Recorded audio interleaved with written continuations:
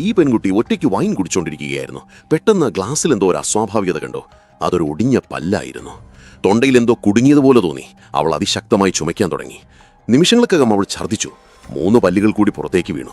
അവൾക്ക് പരിഭ്രാന്തിയായി.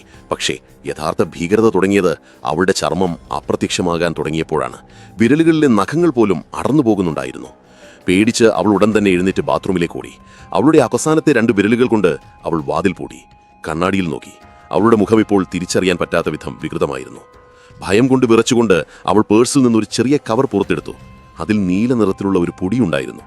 ഒരുപക്ഷേ ഇതുപോലൊരു നിമിഷത്തിനു വേണ്ടി അവൾ കരുതി വെച്ച അവസാനത്തെ പ്രതീക്ഷയായിരുന്നിരിക്കാം അത്. അവൾ പെട്ടെന്ന് ആ പൊടി കഴിച്ചു. പക്ഷേ ഒന്നും മാറിയില്ല.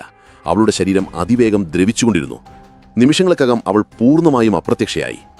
പക്ഷേ അപ്പോൾ അവളുടെ കണ്ണുകൾ തുറന്നു. അവളൊരു ആശുപത്രി കിടക്കയിൽ ജീവനോടെ കിടക്കുകയായിരുന്നു. പക്ഷെ തികച്ചും വ്യത്യസ്തമായ ഒരു മുഖത്തോടെ. ഇതെല്ലാം ഒരു പേടി സ്വപ്നത്തിന്റെ ഭാഗമായിരുന്നോ, അതോ അവൾക്ക് രക്ഷപ്പെടാൻ കഴിയാത്ത ഒരു ഭയാനകമായ യാഥാർത്ഥ്യമായിരുന്നോ?